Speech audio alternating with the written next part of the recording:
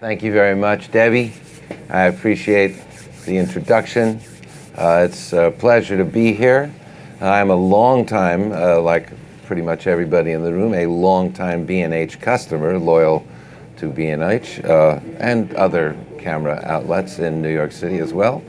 Like to spread the love around a little bit, there's got to keep, everybody going. All right, this book of mine, it's called The Eyes of the City, and it is a book of street photographs, and the first pictures that I started taking, I started photography in 1977 in Boston, and then the last pictures in the book are basically sometime in 2011. I think it was the last picture is the spring of 2011. So, I'm sorry, 2001. Sorry, that's 2001. That's what it is. So, I became a street photographer pretty much immediately. I sat in on a class at Harvard University. I wasn't a matriculated student there, but I sat in on a class taught by a great photography critic and educator named Ben Lifson, who unfortunately is no longer with us, a great guy. And I had my first introduction to the work of the great street photographers, Cartier-Bresson, André Cortege, Ouija, Helen Levitt, Gary Winogrand, et cetera, et cetera. And I became absolutely struck by the bug, captivated by the what photography could do. I'd had two careers previous to that, which were careers that were involved in helping other people, I guess. I was very involved in the beginning of the natural foods movement, macrobiotic food movement, and was very involved in seeing standards become commonplace for organic growing in the United States, because when we started, there was very little organic food in the United States in the end of 67 into 68. So, and then I became an acupuncturist. I went to England and I studied and got a degree in Chinese medicine and practiced acupuncture for pretty much 10 years. And toward the end of those 10 years of cooking for other people in a restaurant and being involved in the macrobiotic movement, and then many years of Hatis, you could sit there,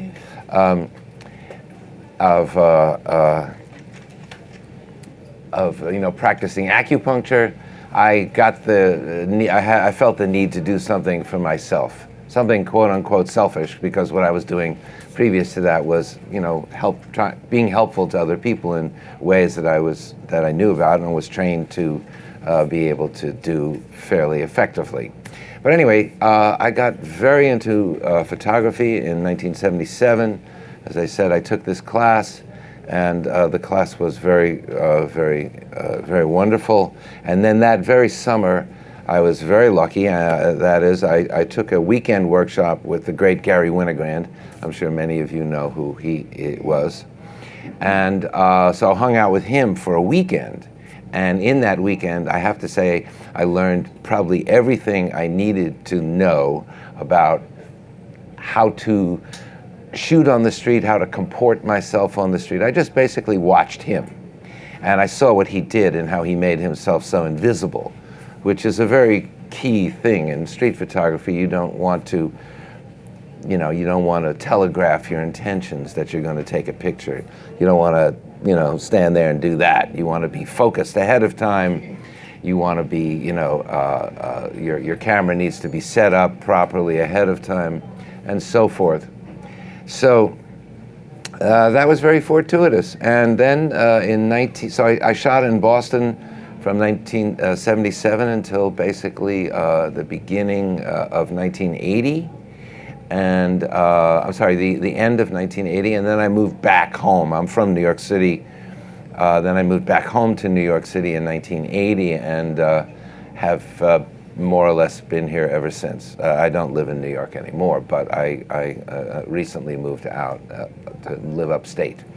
So the book, The Eyes of the City, is like I say, it's the years 1977 and through to 2001. And the reason why it ends at 2001 is that starting in 1992, actually, I got extremely into shooting video on the street and making video documentaries in New York City, starting in 1992. And from 1992 to 2001, my still photography took something of a back seat. I mean, I never stopped making still photographs on the street. I mean, I take my camera with me wherever I go. I mean, even to the laundromat, you know, even to the bodega to get, you know, to get a ham. Sorry, I can't say ham here. Uh-oh. I don't even eat ham. But, you know, people go to bodegas to get a ham sandwich, let's face it. I mean, this is treif of the highest order. I know that people all over the world now are saying, how dare you say ham in a kosher place? Anyway, but I used to be Orthodox myself. That's another whole chapter in my life that we could get into maybe personally. But I was, you know, like most lapsed Jews, I didn't really know what Orthodoxy was, but I sure found out. And I appreciated quite a bit of it, but I didn't remain Orthodox. I was Orthodox for 3 years of my life. But it was very interesting. Anyway, so starting in '92, I was shooting more video than stills, but the stills were still very much alive. But my output of stills from '92 to 2001 started declining as my video started really being the real focus, passion of my creative life. And then when 9/11 happened in New York, I really put the still cameras down because they seemed way too quaint to deal with the reality of New York City post 9/11. I mean, the worst, you know, we all know the worst imaginable thing happened here. And so still photography is kind of romantic. You know, still photography is, you know, you capture a fantastic moment, you know, that is perfect or has, you know, it's got a storyline and you know, it's this like romance of perfection on some level. But video is not like that. And after 9/11, I didn't want to make perfect moments. I wanted to record the sounds on the street and the imperfections of what it was like living in New York through that period of time. And so the still photography, I literally put the still camera down. It's a little bit of an oversimplification because the video cameras of that period of 2001 had still capabilities, you know, very small file size, but they were also digital cameras. You could make stills with those cameras, and of course you still can. So I was shooting video stills to a certain extent, but usually it was in conjunction of shooting video. You can do that in those cameras. You can switch from one to the other. I know that's still very doable. So anyway, all that to say, so my output, you know, the most pictures that I made was basically between 77 and 92, and then it got less and less and less. So the book ends before 9/11 begins, and to me that's a huge turning point in life in New York City, because we all know we can fill in the blanks of what New York was like after 9/11, and it was, you know, a very difficult and very sad, tragic place. And so since then, I got my video documentaries. So I made a bunch of video documentaries, 3 that are kind of like a trilogy, I guess. I didn't realize it would be that, but one is called The Gods of Times Square, and I shot video in Times Square every day, day and night, pretty much. I was a freelance photographer working for newspapers and magazines to make a living doing photojournalism and, you know, editorial work, some corporate work. So I was, making a decent enough living as a still photographer through this period. But the video was really what was interested me the most. So the first movie that I made is an 8-year-long project called The Gods of Times Square, where I hung out in Times Square day and night and videotaped the religious zealots and pilgrims of every imaginable stripe that came to Times Square to use Times Square as their pulpit, shall we say. Of course, many Christians were there because they're always there, warning of eternal sin and damnation. But there were also quite a smattering of Muslims there as well, and their approaches were, to their. I mean, they were looking to, try to help out people who were Muslims, and then there were Jews who came out there. Particularly, notably, the mitzvah tank would come to Times Square. And because I had been an Orthodox Jew previously, I could talk my way into the mitzvah tank and get some sort of incredible footage of, the activities of the mitzvah tank in New York. I'm sure for those of you who live here, you've seen it or heard it, or both, or gone in. And so I got to know the rabbis pretty well in there, and they felt comfortable with me going in there. Of course, they wanted me to come back and become a returning, a two-time lapsed Jew to come back in, but I didn't continue my Jewish practice even though I was exposed to that. So the second movie that I was making, which was happening concurrently, is called Brave New York, and this is a movie, a documentary about the gentrification of the Lower East Side, primarily the East Village, because that's where I lived. And then the third movie, a documentary, is called Sway, and that one is about the subway. So basically what my life was, I get up in the morning in the East Village, where I lived for 25 years, this time, although I lived there also in '66 and '67 when I was a kid, hippie days. And I would get up in the morning and I would videotape in the East Village, go to Tompkins Square Park and talk to people. And, the city was, being gentrified rapidly. And that rapid gentrification was, clearing the neighborhood of crime, but also at the same time clearing it of the characters that were there that, could no longer, live on the street or function on the street. They were being squeezed out. So that was the second documentary, and the third one was this movie called Sway on the subway. So I would shoot in the East Village, and then I would get on the train and go up to Times Square and shoot on the train going up to Times Square, or wherever I went in the city. I would be shooting video on the trains. I mean, in the cars. I was a little bit obsessed. If it sounds that way, it's true, because I loved it. I was just, the thing about art is if you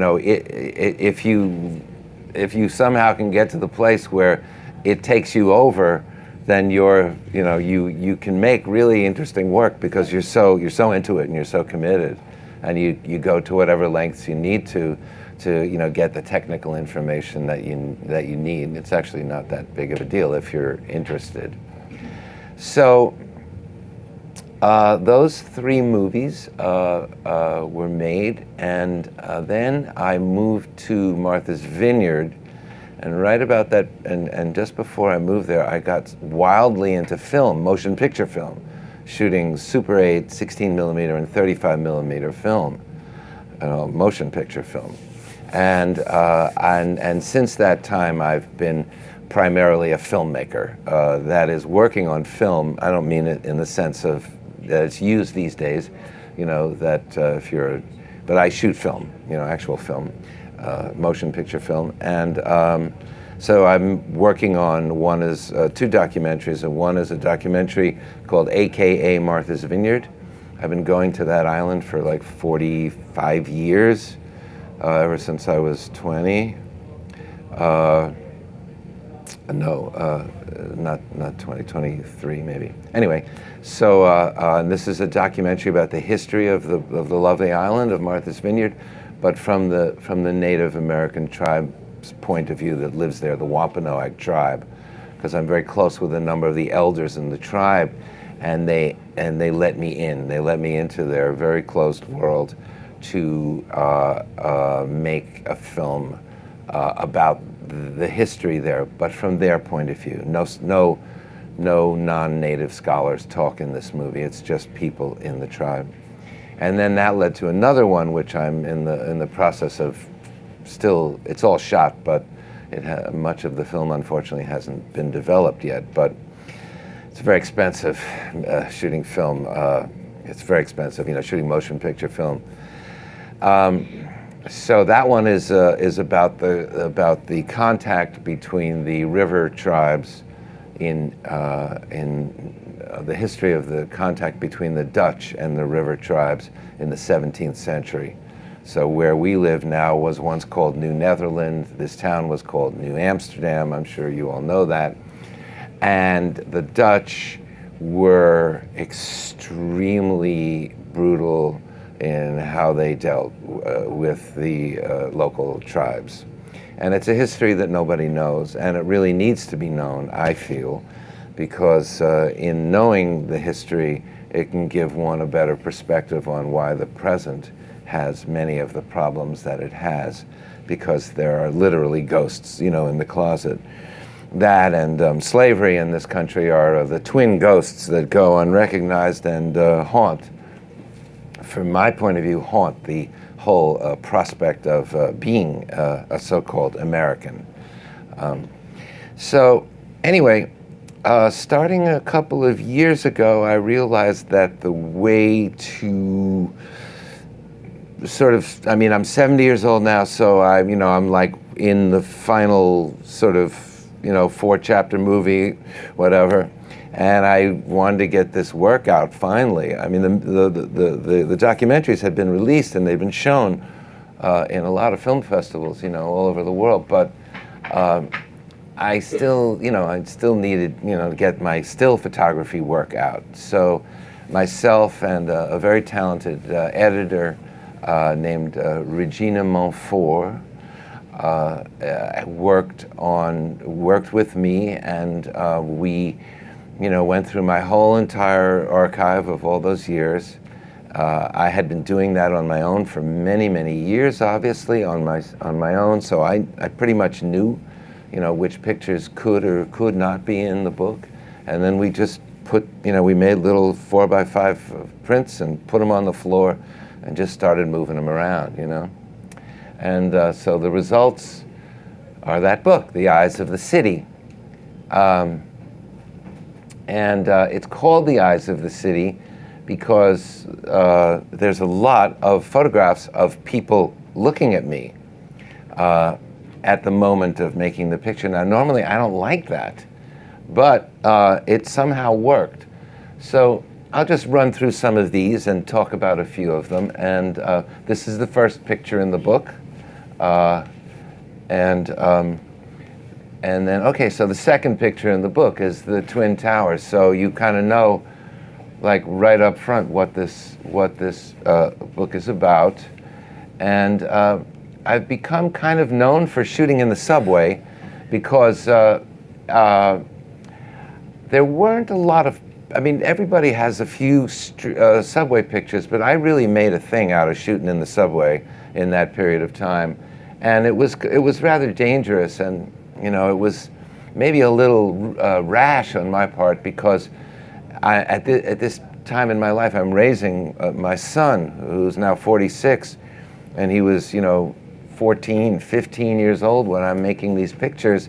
And I'm, the subways in those days were rather dangerous. There's no element of danger here, but I'm just saying being on the subways with a very valuable camera was, it could be a little risky, particularly if you were didn't comport yourself correctly, It could be dangerous. So anyway, this is the actual order of the pictures, but we're not seeing the spreads. We're not seeing the side by side. I'm showing them one at a time because it's much more impressive to see them, big like this rather than small, showing the spreads. But you can see the spreads in the book.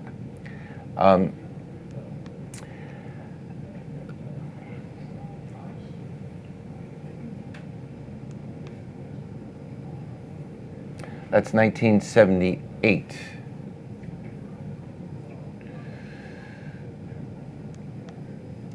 And this is also 1978.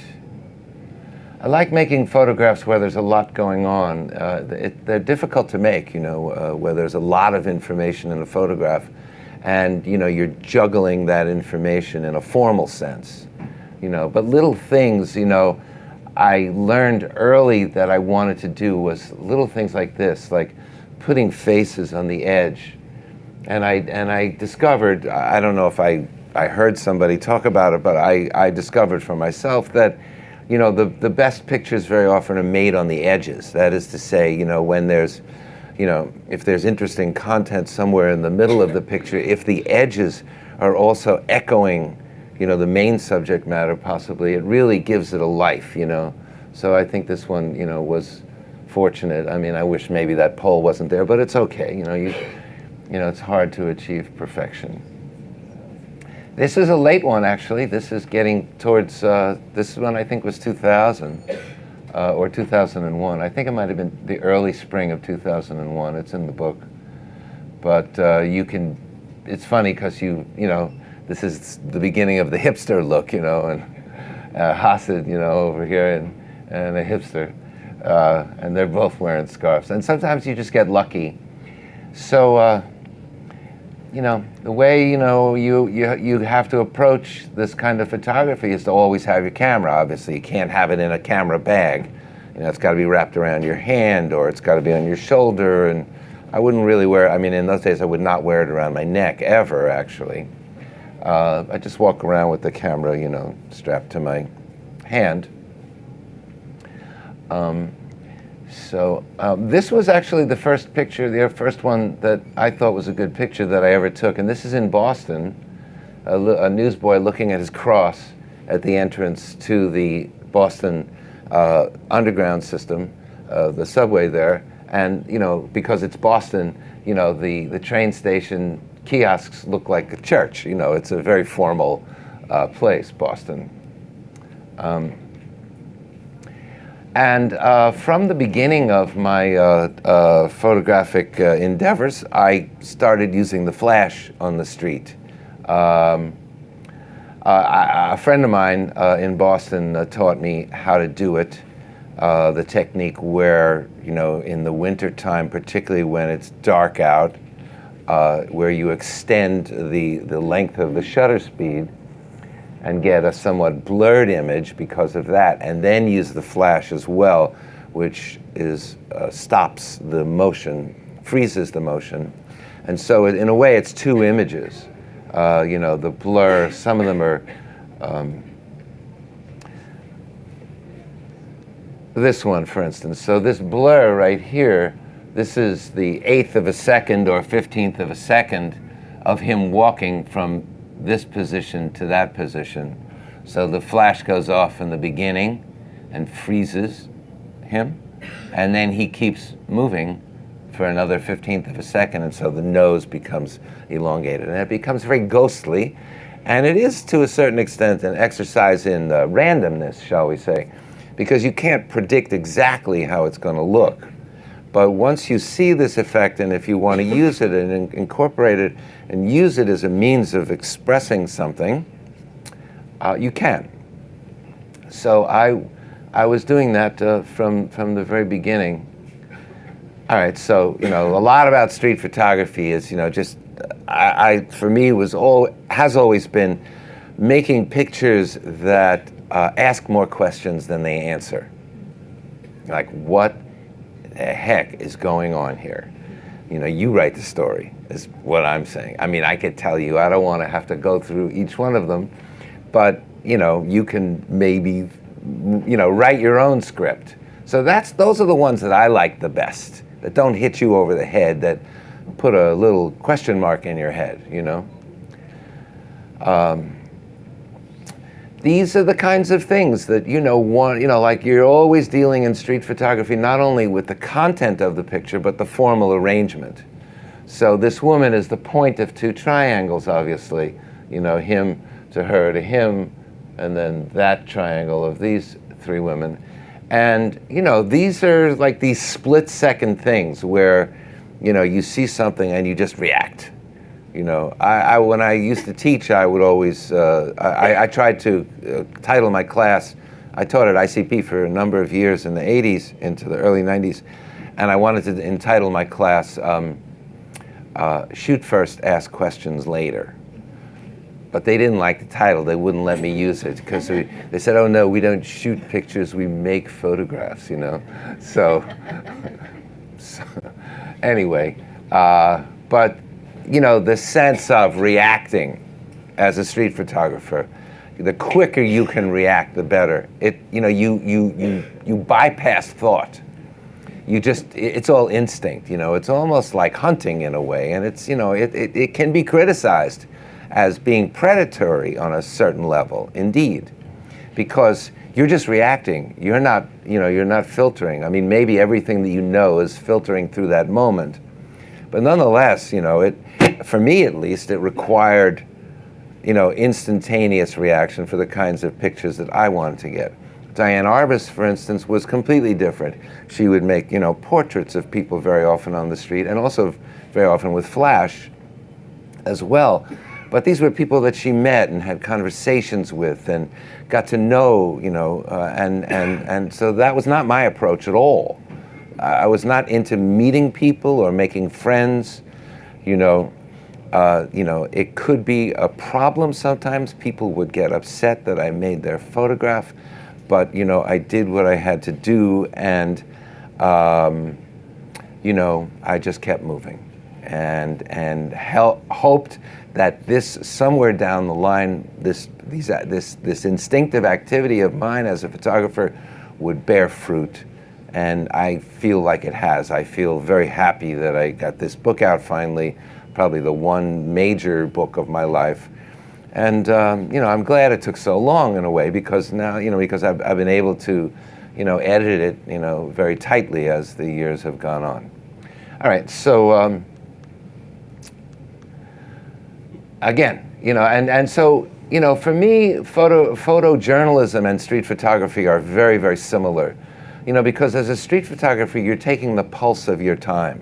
It's as if you have your fingers on a pulse. Funny that I used to be an acupuncturist, and what you do in Chinese medical diagnosis is you feel the pulses on the wrist. But as a photographer, I felt I was doing the same thing too. And so, this is very much, many of these pictures are about the fly in the ointment, the disconnect between the America, this could be anywhere, it doesn't have to be New York, but the disconnect between the America that we tell ourselves we live in and the actual America that we do live in. So for instance, yes, this is definitely going to ask that question, like, why is it that a woman who needs help in a wheelchair, who is white, is going to very often be wheeled around by a black person and not the other way around, So, for me, photojournalism and street photography were very much allied and have a political, there's a political connotation in a lot of these pictures, or a social commentary, shall we say. Yes, I want to ask those questions. Another one, same thing. This little boy, he's got a pouch, just like this guy has a pouch. He's obviously in really bad shape. And, the kids are too young to turn away, but dad is turning away. And mom is like, got a rough look on her face. But, this is the things that I want to show. These are the questions that I want to ask. The irony of a truck going by that says security, which is anything but what this poor guy has, obviously the Rolls Royce and the woman. I mean, you know, this is New York. And then on the other extreme, you know, you've got, you know, 3 beautiful hairdos and furs and young mannequins, you know, looking at these women and they looking at them. This is not posed, by the way, I swear. And, you know, you just get lucky when you have a camera. I think when you have a camera, the photo gods know it and they send you pictures. If they feel that you're really, really committed, they send you pictures and they guide you. I've always felt that. Yeah, you know, I mean, it just goes on and on. I mean, it's,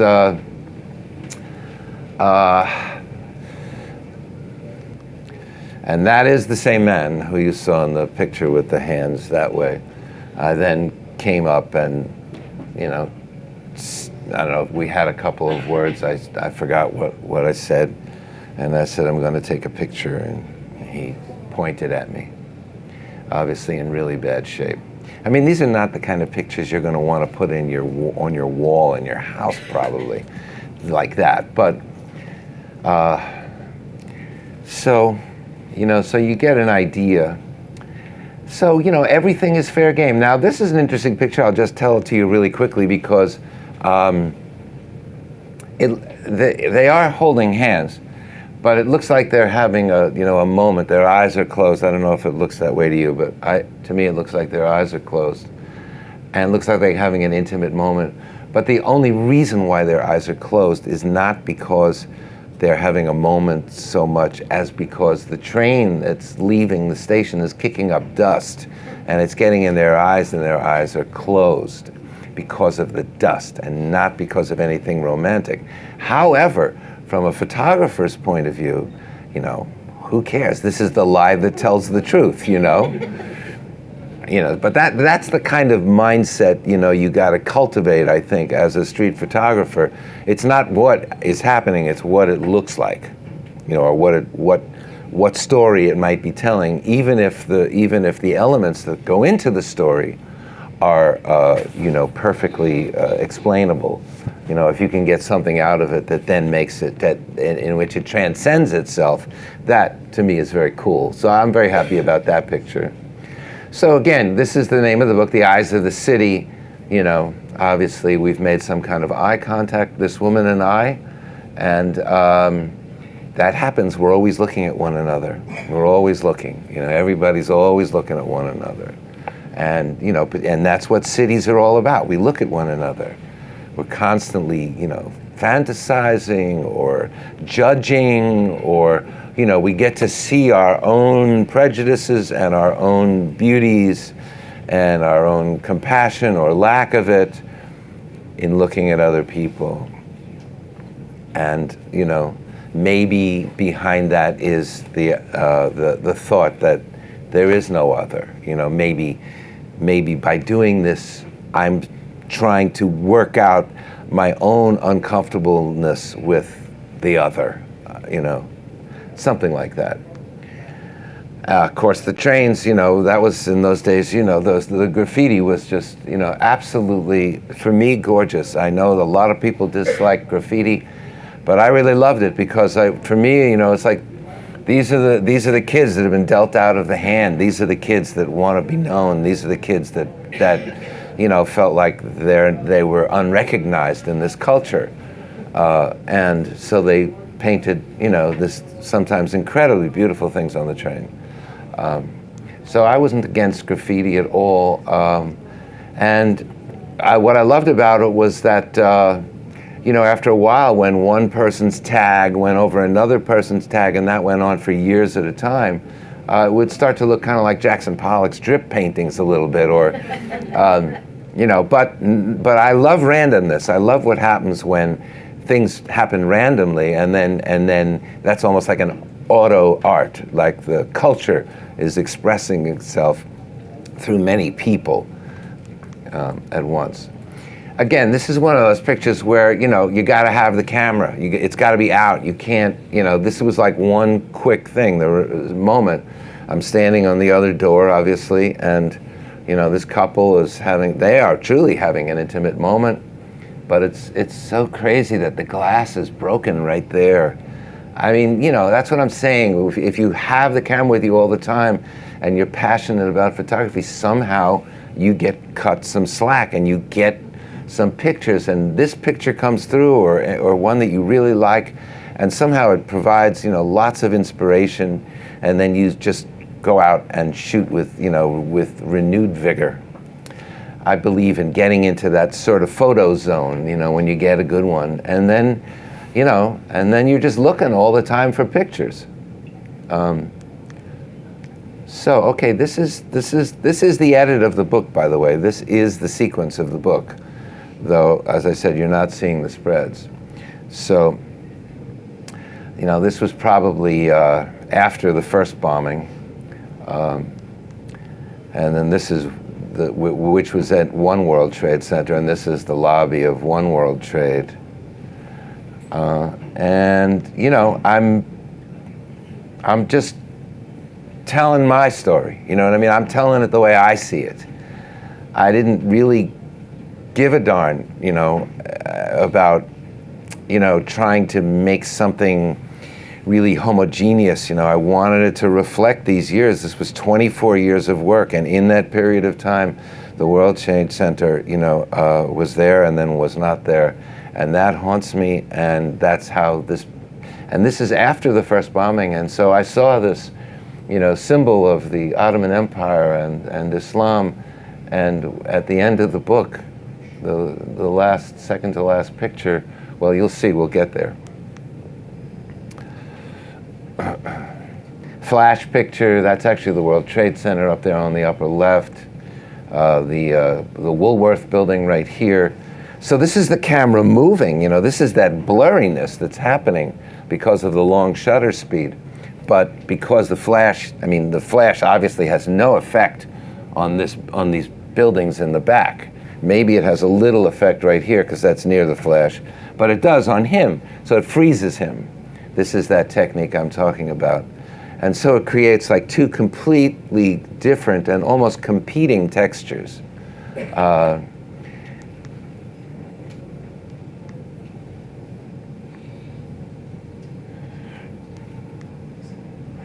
This was Boston in 1968. Another one of these lucky things. I swear I didn't see this when I shot it, but the fact that the sidewalk changes tonality there, just a total gift. And this happened in the second year or first year of photographing. And so I'm always photographing dogs, and I thought about not putting the dog pictures in the book and making a separate dog book, but I felt that they, you know, that they could stand up and worked because dogs are so much fun. We've all been there, guys, you know. Women as well. What do you mean? But that, you know.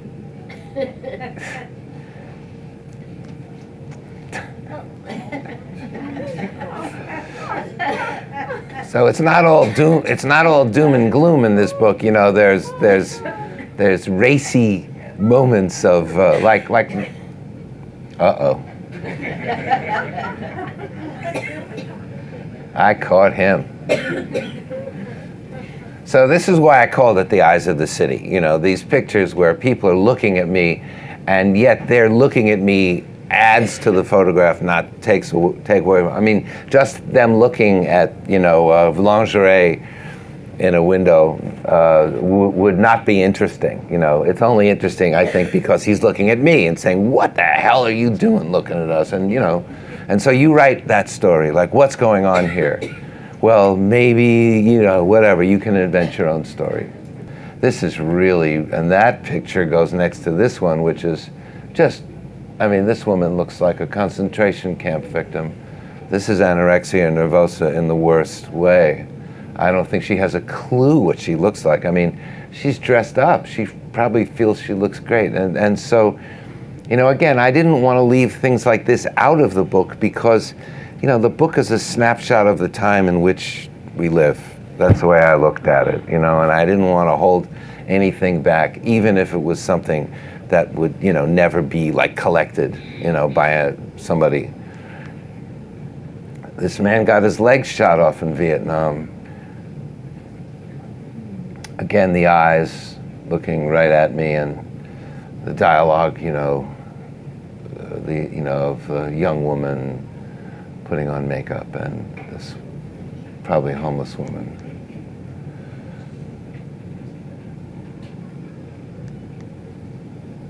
This is Boston, also going back early 1978. That's Abraham Lincoln. It's a statue for the Emancipation Proclamation. I think because it's so racist, they took it down eventually. But you know, here is a Negro man, and he's kneeling before the great white liberator, and it's the end of slavery. But even in doing that, it's still racist, I think, you know, so that's why I want, you know, I want these pictures to, you know, rile you up and, you know, get you going, you know. I mean, you know, this stuff also is not easy to make, you know. These are not easy photographs to make, you know. I mean, I'm hurting as I'm making them, you know. It's, you know, but I also feel if I walk by it and by something like this and don't photograph it, then I'm not being fair to the reality of what's actually here, and that's all we can deal with is the reality that of the culture we live in, you know. So this man. It's very common, you know. Homeless people will put a garbage bag in the winter, you know, because it does effectively keep the wind out, keeping you warmer, obviously. But this noose, I have no idea. I have no idea what was going on with that.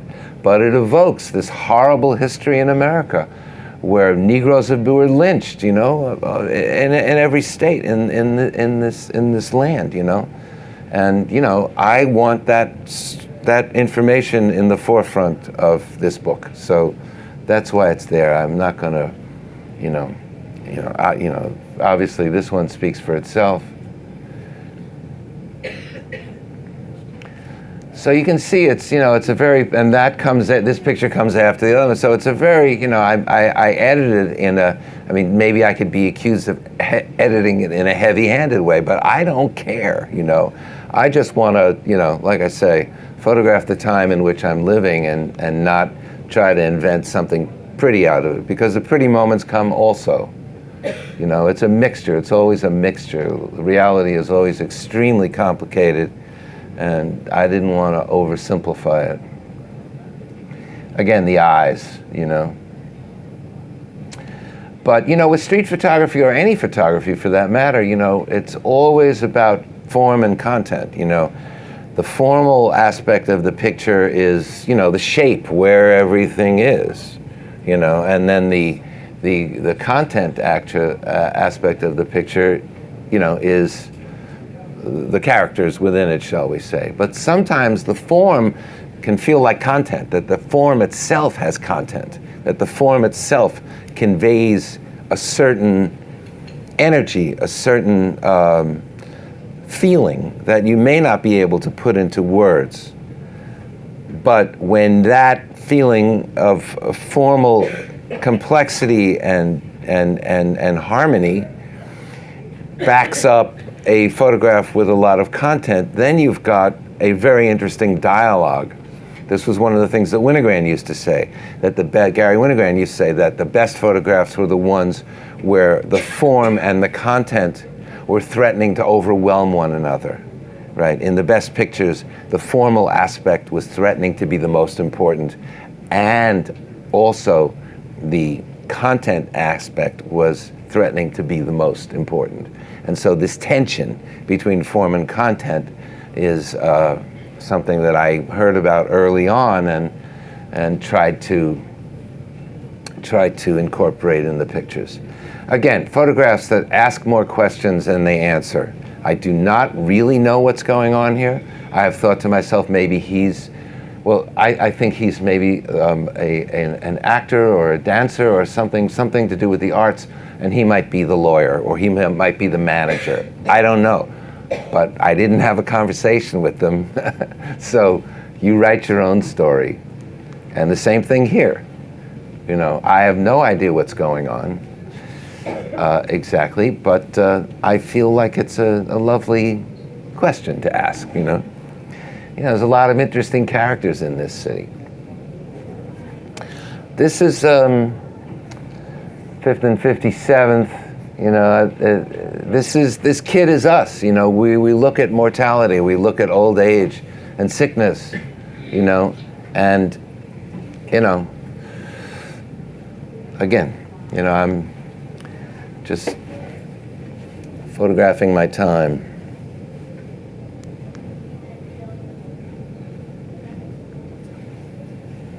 That was the old,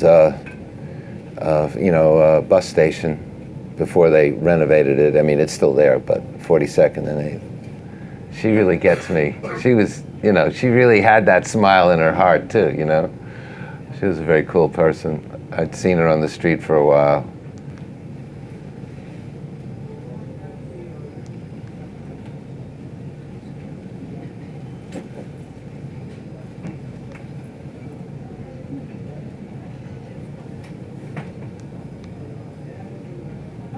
This is at the Democratic Convention in New York City in 1980.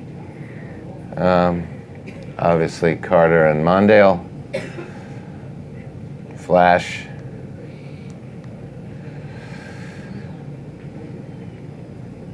Flash again. Another flash picture. In this case, the flash is like in my left hand and it's under her chin. And that's why the flash goes off and it sends a shadow over his eye, creating an absolutely invented reality. I mean, it looks like the guy's a stalker or a meanie or something, you know? And she's scared, possibly. I don't know. But that's not what was going on. So I've invented that light. So you know, it's when you use the flash on the street, it's about, you know, you're really in the land of fiction. It's all, you know, there's way more fiction than there is fact because of the flash doing that.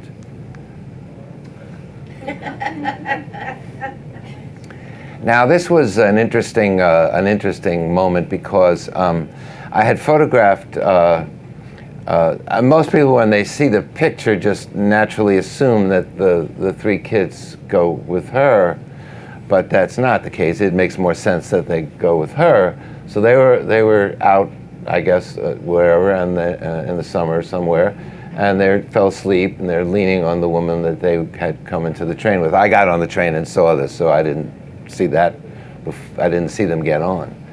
But anyway, then she gets on the train. He's good. I like the way he's got the way old New Yorkers like fold the New York Times. You know, it's a real special art to do that. I love that. But anyway, she gets on the train and she sees me photographing the kids, and she gets angry at me, real pissed, and says, "You can't do that." And then she tries to hide their faces from my camera. So that's what that is. I'll tell you a story. That's the story of this one. It's worth telling. They came to arrest you. Yeah, right. This is the cover of the book, again, The Eyes of the City. And this is an interesting one because friends of mine own the cafe on 9th Street in a coffee shop in the village, in the East Village, called Mud. Probably many of you know Mud. And one of the suppliers of Mud, that I think her family supplies them with coffee cups or to-go containers or something like that. Anyway, she comes into the Mud office, and the owners of Mud are friends of mine, and this picture was on the wall. And she looks at the picture and she says, "That's my grandfather." And indeed, that is her grandfather.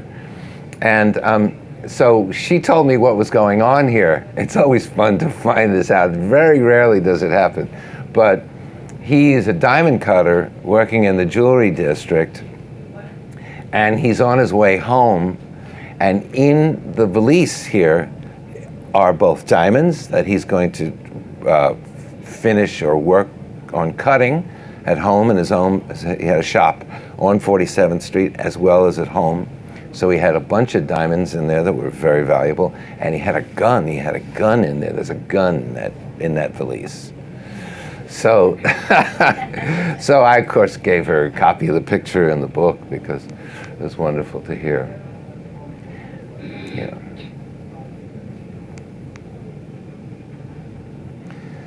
So the book is a lot about race. It's a lot about race relations in cities, and I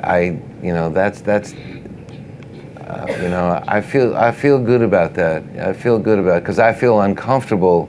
I feel uncomfortable with the concepts of the inherited concepts of racial judgments in this culture. It sickens me.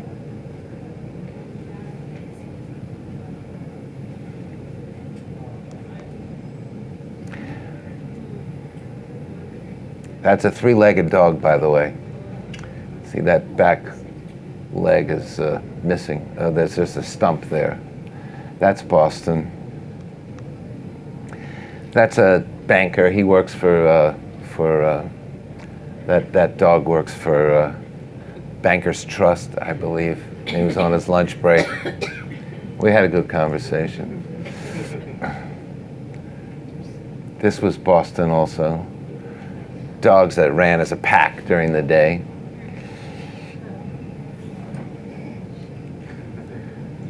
A headless man and a bodiless dog.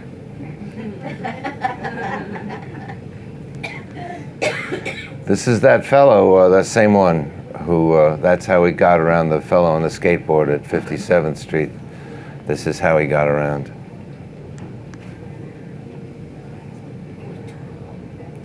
That man was 7 feet 8 inches tall.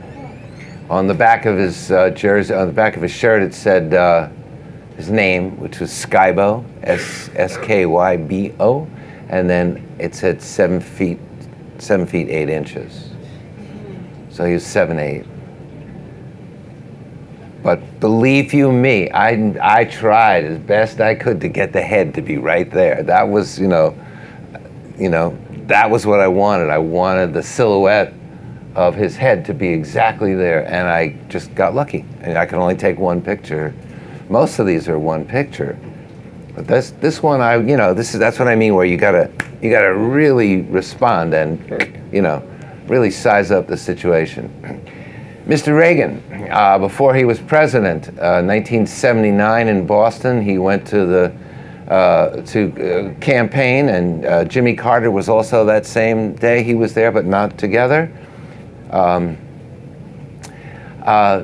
This one I've always liked because it's very hard when you have this many people in a photograph to get each head in the clear, And that was just very fortunate, very lucky, maybe instinctive, I don't know.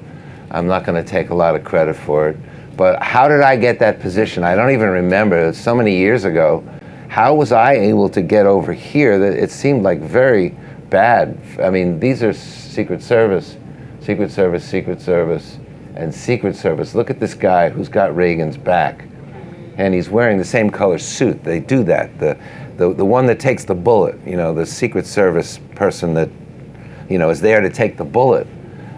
That's the way they walk him. She's just like right on him and ready to push him into the car or whatever they have to do. But it's actually reminiscent of the scene where Reagan did get shot in Washington.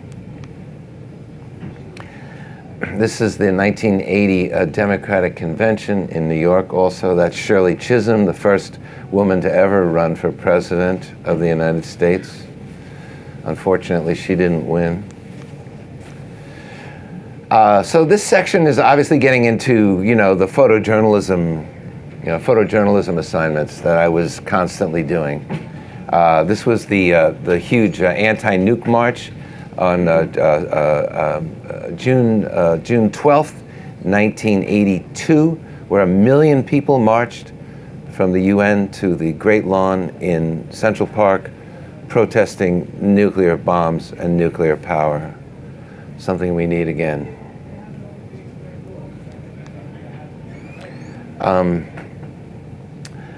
a Palestinian Liberation Organization march, and then this goes side by side with this picture. A lot of people aren't aware of the fact that many Orthodox Jews are opposed to the state of Israel, always have been, always will. And at the time of the forming of the state of Israel in 1947-48, many, if not most, Orthodox Jews were against the state of Israel. We could go into that maybe, individually, but they're still out there. This was in the late '80s, but there's still plenty of Hasidim that come out there, protesting the state of Israel itself. That got their attention. Yeah, but this one is here because it says, Israel to Beirut, here we come. As you can tell, I'm a peacenik. I'd like to see world peace. I'd like to see a planet where people respect and care for one another and don't, and spend their one precious life on planet Earth being kind and not being warlike. I'm very, very opposed to the way men are acting in the world right now. I think the problem is men. I honestly do. It's men that do 99% of the killing on planet Earth is at the hands of men. I'm sick of what's going on.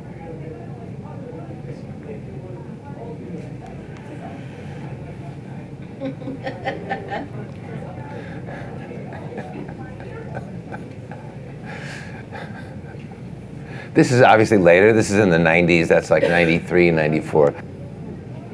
So that picture is on the left of women who are, with lots of teased hair. And then this picture's on the right.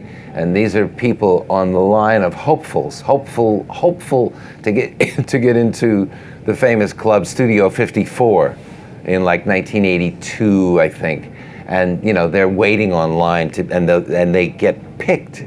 Some people don't get in and some do. It's the way that worked. And that's why they're all so, and he's so angry at me, and they're just hoping they get in. That's the story. But you didn't need to know that. Again, the flash. Her lips kind of look like the Joker, in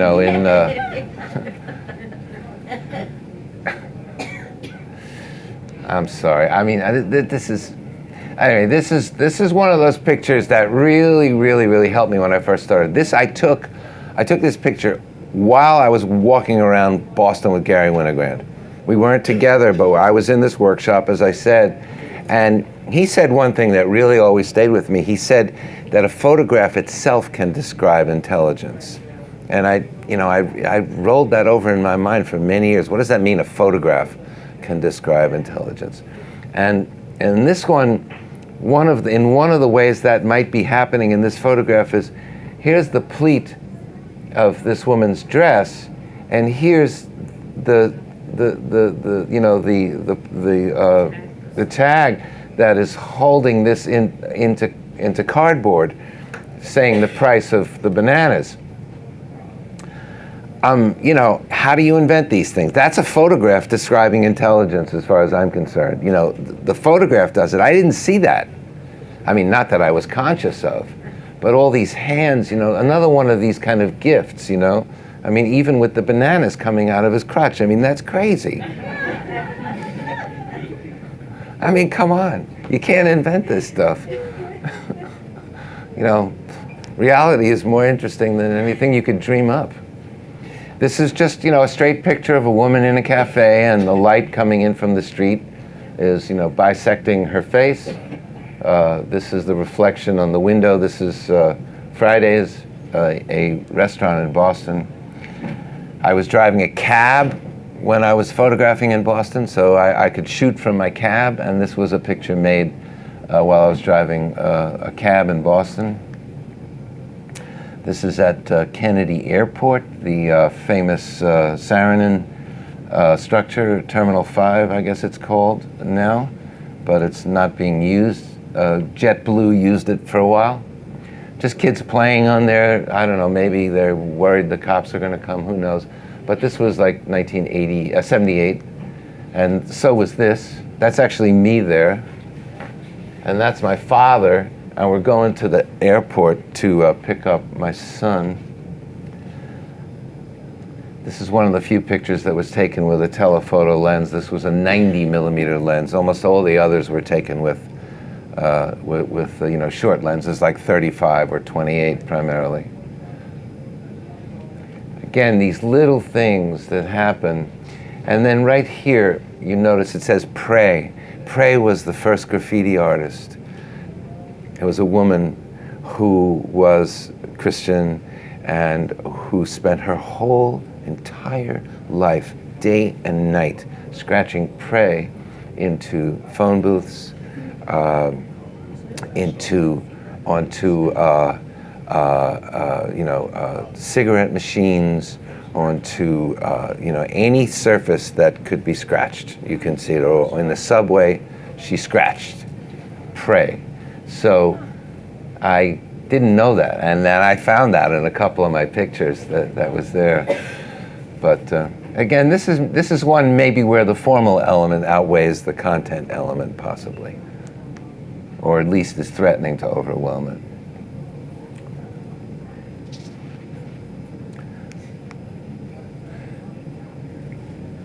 Another one of these lucky things that it said no smoking here, but it got cut off and it said King. And then women, in the powder room of the Staten Island ferry. And things like that are, I guess I've been lucky. Grand Central, 1982. This is Staten Island ferry. This is when you could still take cars on the ferry. You used to be able to put your car on the Staten Island ferry. This is on the Staten Island side. It's probably 5:30 or 6 o'clock in the middle of the summer. Everybody's coming home to the Staten Island side after work. Hot day probably. This is a rock concert. And then we're into the last three pictures. That's on the left. Kind of duplicitous moment, shall we say, possibly, or at least it's alluding to that. Who knows what's going on? I can't really tell you, but they're talking behind the flag. It's reminiscent of Robert Frank's picture in The Americans. I'm very much influenced by Robert Frank, And then that moon that I was telling you about that was here when it was tilted went and touched the two towers. This was after the first bombing. And believe me, the irony of seeing that from my vantage point, this was not taken with a Leica. This is taken with a very long telephoto lens, like a 450 millimeter lens. And I didn't use that often, but I used to work for the New York Mets as the photographer for the team. So I had access to these I had my own very long lens. Anyway, that's, like I say, the World Trade Center really had my attention after that first bombing. And then this is the last picture in the book. It's, again, you write the story, but it's kind of interesting to me because this boy is actually in the fountain. That's his legs. He's standing on the spot where the water comes up and out, and yet he's not wet. I don't get it. I never got it. So that's the book. Let's do a book signing. I heard that. So if anybody wants to buy a book, thank you.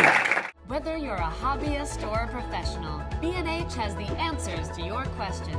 Experience a world of technology at our New York City Superstore. Connect with us online or give us a call. Our staff of experts is happy to help.